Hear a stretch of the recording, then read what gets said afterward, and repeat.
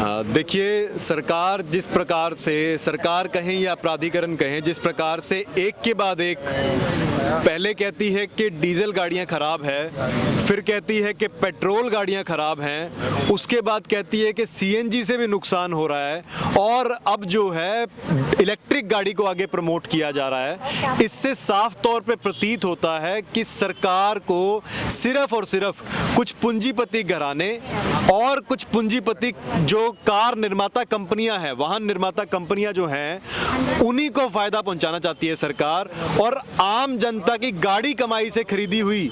जो उनकी खुद की संपत्ति है, जो उनके वाहन हैं, उनको सरकार उनसे छीनना चाहती है। साथ साथ में जितने भी हमारे पुराने टैक्सी वाले हैं, जिनकी खुद की टैक्सीज हैं, आज उन टैक्सीज को बंद करवाना चाह रहे हैं वो 8 साल का कह के, और उसकी जगह पे ब्लू स्मार्ट जैसी टैक्सीज जिसके अंदर की रतन टाटा और रिलायंस का पैसा लगा हुआ है, उनको प्रमोट किया जा रहा है, और वहां पे जो है इलेक्ट्रिक गाड़ियों की बात की जा रही है। आप इस बात को समझिए कि आम जनता और आम जो लोग हैं वो इतने सक्षम नहीं है कि इलेक्ट्रिक गाड़ियों को परचेज कर सकें, तो कहीं ना कहीं सरकार उनको जो है बंदी बनाना चाहती है कि वो लोग उन बड़ी कंपनियों के अंदर नौकर बन जाएं शुरुआत के अंदर,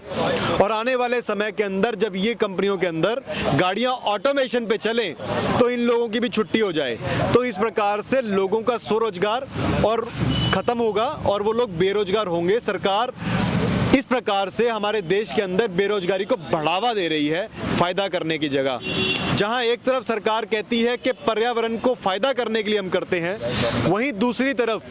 जो इलेक्ट्रिक गाड़ियां हैं उनमें जो लिथियम इस्तेमाल किया जाता है, खास तौर पे आपको ध्यान देना होगा लिथियम के ऊपर, क्योंकि लिथियम के बिना कोई भी इलेक्ट्रिक गाड़ी के अंदर बैटरियां नहीं बनती हैं। उसमें कुछ और भी जो मिनरल हैं, कुछ और भी जो धातु हैं वो इस्तेमाल किए, जैसे कि निकल, कोबाल्ट, एल्यूमिनियम और मैंगनीज। लेकिन आपको लिथियम पे खास तौर पे ध्यान देना होगा। उस लिथियम को खनन करने के अंदर मतलब इतना नुकसान होता है पर्यावरण को, जिसमें कि आपकी भूमि का नुकसान, आपके वायुमंडल का नुकसान और आपके जलाशयों का नुकसान, एक भयंकर नुकसान इससे होता है। जिसका एक एग्जाम्पल देने की अगर मैं आपको बात कहूं तो 1 टन लिथियम को खनन करने के अंदर, उसको शुद्ध करने के अंदर 22 लाख लीटर पानी का इस्तेमाल किया जाता है। और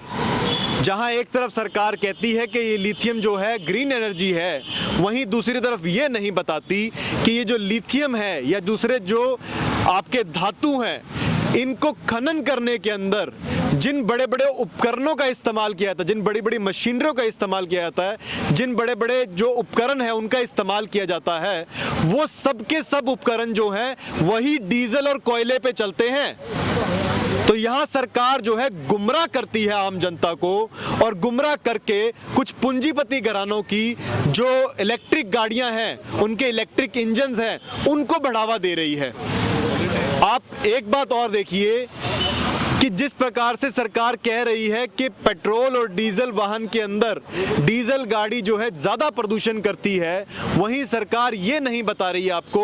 कि डीजल गाड़ी के प्रदूषण करने वाले पदार्थ अलग होते हैं और पेट्रोल गाड़ी के प्रदूषण करने वाले पदार्थ जो हैं वो थोड़े अलग होते हैं। मतलब अगर एक में कोई सा पदार्थ ज़्यादा है तो दूसरे में दूसरा कम है, वहीं दूसरे में ज़्यादा है तो पहले वाले में कम है। तो आप सही मायने में सही तुलना कर ही नहीं सकते। वहीं जहां पे लॉकडाउन जिस समय पे लगा हुआ था, ना के बराबर जिस समय पे गाड़ियां पूरे दिल्ली एनसीआर में चलती थी, उसी समय पे ऊपर जो आपका AQI का इंडेक्स था, एयर क्वालिटी इंडेक्स, वो जो था, और जब बाद में लॉकडाउन के बाद 2022 के अंदर जब उसको चेक करते हैं उसी समय का, तो उसमें खास बदलाव नहीं दिखाई देता। तो यहाँ पे इनका जो AQI वाला इंडेक्स है वो भी झूठा दिखाई देता है, और इससे साफ साफ पे प्रतीत होता है कि सरकार या प्राधिकरण जो है कुछ चुनिंदा जो इनके निजी फैसले हैं उनको आम जनता पे थोप रही है। आम जनता की संपत्ति जो है उनसे छीनी जा रही है। आम जनता की संपत्ति का जो अधिकार था उनका हनन किया जा रहा है, और आम जनता की संपत्ति जो उनकी गाड़ी कमाई से खरीदी हुई थी उसको जबरदस्ती खत्म करके स्क्रैप किया जा रहा है, जिसके लिए उनको प्रॉपर कंसिडरेशन नहीं दी जा रही, उनसे कंसेंट नहीं लिया जा रहा। इस प्रकार के कानून, इस प्रकार के तुगलकी फरमान सरकार या ये प्राधिकरण जो है ये पास कर रहे हैं। इसके अंदर खास तौर पे एक चीज़ और देखने वाली है कि कुछ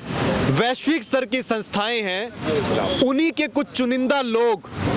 हमारे देश के जितने भी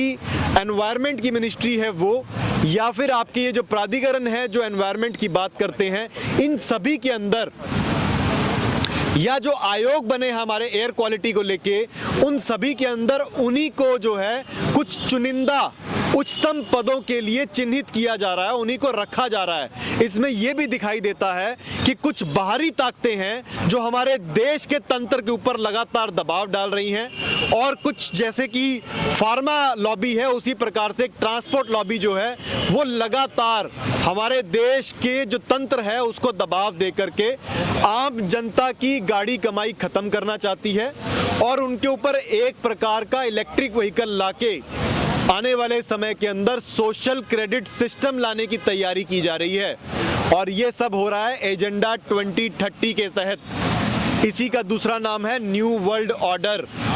यही न्यू वर्ल्ड ऑर्डर के बारे में प्रधानमंत्री हमारे जो हैं कई बार बोल चुके हैं। एक बार लाल किले से बोल चुके हैं, एक बार संसद से बोल चुके हैं, और कई दफ़ा जो है नीचे वाले जितने भी मंत्री संतरी हैं वो बार बार इसके बारे में बोल चुके हैं। तो आप ये देखिए हमारे देश में हो क्या रहा है। आम जनता का नुकसान हो रहा है।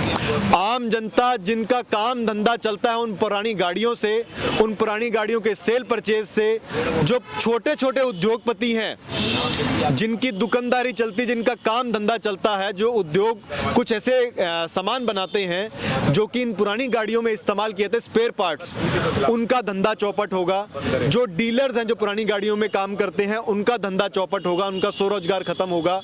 और इसी प्रकार से एक जो गरीब आदमी है जिसके पास, बेचारे के पास जो बहुत पैसा नहीं होता गाड़ी परचेज करने के लिए, उसकी पुरानी गाड़ी तो बिकवा दी जाती है ज़बरदस्ती, उसकी पुरानी गाड़ी को कंडम कर दिया जाता है, और वहीं जो है उसको कहा जाता है कि आप नई गाड़ी खरीद लो। तो जब वो नई गाड़ी खरीदेगा तो उस समय पे आप ये बात को समझिए कि बैंकों से उसको लोन लेना पड़ेगा। बैंकों से लोन लेना पड़ेगा तो सारा का सारा पैसा जो है उस बैंक के पास से आएगा, तो आम जनता जो है उस बैंकों के अंदर और ज़्यादा ऋणी हो जाएगी। उसके बाद आम जनता जो है और ज़्यादा परेशान होगी उस चीज़ से, तो इससे आम जनता का नुकसान ज़्यादा होगा।